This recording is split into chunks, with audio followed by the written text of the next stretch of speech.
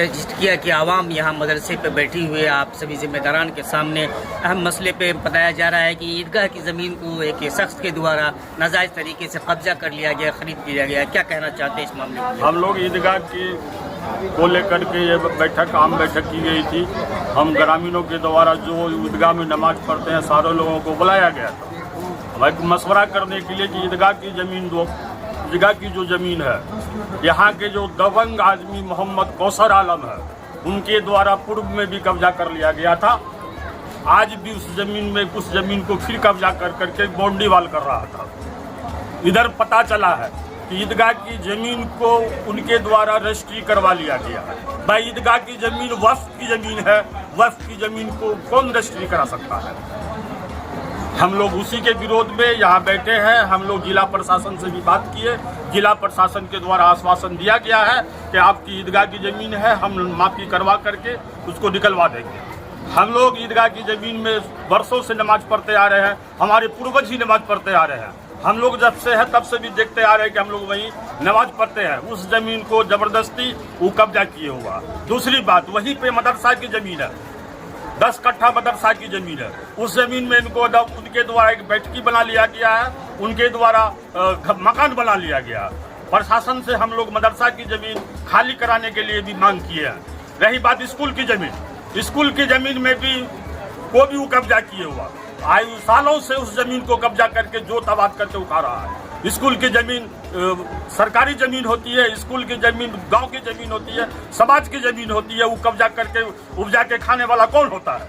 इसलिए प्रशासन से हम अनुरोध करेंगे कि उस ज़मीन को भी खाली करवाया जाए। क्या इसमें भूमाफिया का भी रोल है? हाँ, भूमाफिया का रोल है। एक मधेपुरा का लाल नाम करके है, काला नाम करके है, उसी का इसमें रोल है। वो जो है कौसर आलम का रिश्तेदार में साला लगता है, उसका ही रोल है। उसके द्वारा उस ज़मीन को उलटफेर कर रहा है। स्कूल की ज़मीन को, मदरसा की ज़मीन को, ईदगाह की ज़मीन को, कब्रिस्तान की ज़मीन। यही प्रशासन से हमारा मांग है कि इस पर ध्यान दे करके, नहीं तो यहाँ पे अशांति पैदा होने की संभावना है। इसलिए इसको ध्यान दे करके इस मसला को अपने स्तर से देखा जाए। आज यहाँ सभी लोग बैठे हुए हैं। आप ही के क्षेत्र के जो है ना राजद के अल्पसंख्यक क्षेत्र के जिला अध्यक्ष हैं, उनको भी खबर किया गया। वो आवे या ना आवे, वो उसकी जवाब देंगे। ठीक है, तत्पश्चात इसका जो भी रिजल्ट होगा वो बताया जाएगा। कौसर आलम से जमीन आप खरीदे हैं क्या? कौसर आलम जमीन दूसरे कोई बेच रहे हैं, उसमें मैं भी खरीदा उनसे। मेरे फुफेरे भाई है, मुझे जरूरत थी जमीन की, तो मैंने उनसे 2 कट्ठे जमीन खरीदी। आप कितना लिए थे? टोटल जमीन कितना था उसमें? टोटल जमीन उसमें 2 एकड़ 58 डिसमिल। आप कितना लिए उसमें? हम 2 कट्ठा लिए। ये कहाँ का मामला है? ये झिटकिया है, वार्ड नंबर 6। आप कौन हुए उसके? हम उनके फुफेरे भाई हुए और उनके दामाद भी हुए, एक तरह से कहा जाए, क्योंकि जो उनके फादर थे उनके सबसे छोटे भाई हुए, हमारे ददिया ससुर के सबसे छोटे भाई हुए। अच्छा, ये जमीन रिलेशन उनसे, ये जमीन रजिस्ट्री हुआ है 2026 में, 8/6/2026 में। इससे पहले रजिस्ट्री नहीं होने का रीज़न?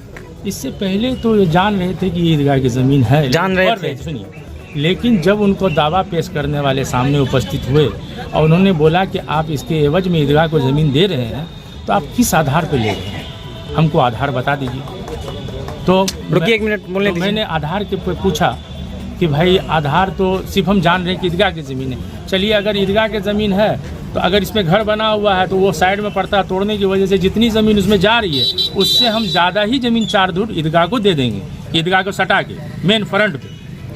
लेकिन जब इस बात का पता उनको चला जो इस ज़मीन पे दावा करते हैं, उन्होंने कौसर आलम के पास आकर के अपनी बेचने की बातचीत तय की। उन्होंने कहा कि अगर आप नहीं लेंगे तो हम किसी तीसरे को भी दे सकते हैं। तो उनके घर बना हुआ था, अपने घर को बचाने के लिए उन्होंने वो ज़मीन खरीद ली। अच्छा, क्या लगता है कि जो आप जो ज़मीन खरीदे हैं या कौसर आलम जो ज़मीन खरीदा, लगभग बरसों से उस पर लोग नमाज़ पढ़ रहे हैं और ईदगाह बना हुआ है? देखिए, इसमें किसी तरह की अगर कही जाए झूठ बोलने की कोई बात नहीं, नमाज़ पढ़ी जाती थी, ये मैं भी जानता हूँ। लेकिन मैं श्रीमान पत्रकार महोदय ये कहना चाह रहा हूँ कि नमाज पढ़ी जानी अलग बात है। मान लीजिए कि नमाज के लिए ईदगाह की ज़मीन नहीं, दान देने के बाद अभी 2026 में ही क्यों रजिस्ट्री किया गया ज़मीन को? क्योंकि इससे पहले वो ज़मीन, इससे पहले कौसर आलम की तबीयत खराब थी, वो यहाँ नहीं चाह रहे थे बेचने के लिए, लेकिन कुछ ऐसी स्थिति पैदा हो गई, इनको बाहर भी, इनका लड़का लोग दिल्ली में रहता, वहाँ फ्लैट कर देने का कुछ है, तो इस एवज में उन्होंने जो ज़मीन खरीदगी की है वो अपनी ज़मीन बेचे और बेच रहे हैं। ज़मीन में आप भी हिस्सेदार हैं? जी हिस्सेदार नहीं है, हम खरीदार हैं और उनके फुफेरे भाई हैं। आप ज़मीन किससे खरीदे हैं? हम कौशल आलम से लिए हैं।